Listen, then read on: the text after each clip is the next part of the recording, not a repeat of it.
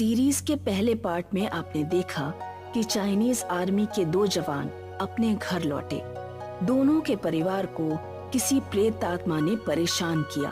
अब आगे 1 महीना बीत गया। जाओ की छुट्टियां खत्म हो गईं। वो दोबारा ड्यूटी पर लौटने से पहले अपनी पत्नी से विदा लेता है। हिम्मत से काम लेना और कहीं भी अकेले मत जाना। जाओ बुहान स्टेशन से फौजियों की ट्रेन में सवार हुआ। उसके कई दोस्तों ने बताया कि उनके घर भूत प्रेत की घटनाएं हुई। वो जो भी है यान, उसका इंडियन आर्मी से कोई ना कोई कनेक्शन जरूर है। हम सबको सावधान रहना होगा। घर पर हम लोग अलग अलग थे, इसलिए उसने हमें परेशान कर लिया। अब हम कैंप में साथ साथ रहेंगे। उसकी हिम्मत नहीं होगी हमारे सामने आने की। अगर आ गया तो भून कर रख देंगे गोलियों से। यान इमरजेंसी वाली विंडो पर बैठा था। उसने बाहर देखा तो एक उल्टा भूत लटक रहा था। भूत ने यान को सर से पकड़कर ट्रेन से बाहर खींच लिया।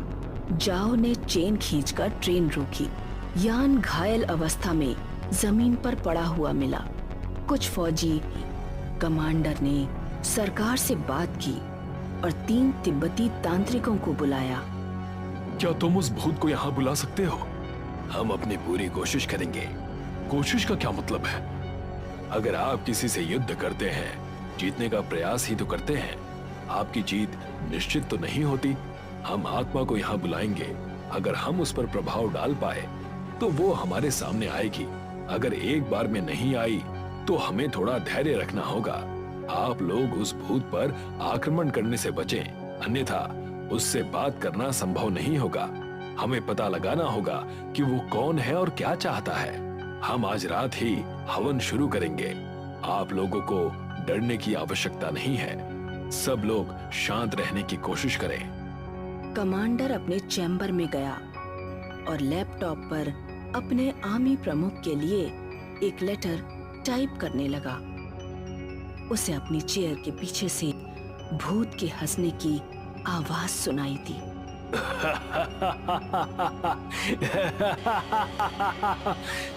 कमांडर ने बिना पीछे मुड़े ही रस्सी खींच दी और भूत के ऊपर जाल गिर गया। उसने बाकी के जवानों को भी बुला लिया।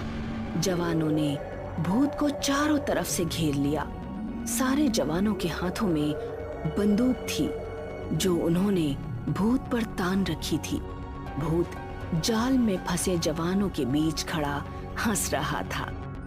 रुक जाओ, गोलियां मत चलाओ, भून डालो इसे। चारों तरफ से तड़ापड़ गोलियां बरसाई गईं, लेकिन भूत एक की जगह अनेक हो गए। तब जवानों के पास वहां से भागने के अलावा और कोई रास्ता नहीं बचा। कमांडर सहित सारे लोग चैम्बर से बाहर निकल आए। मैंने कहा था गोलियां मत चलाना। अगर आप लोग शांति से काम नहीं लेंगे तो हम कभी उस मुसीबत से छुटकारा नहीं पा सकेंगे। तुम शांति का उपदेश मत दो, अपना काम शुरू करो।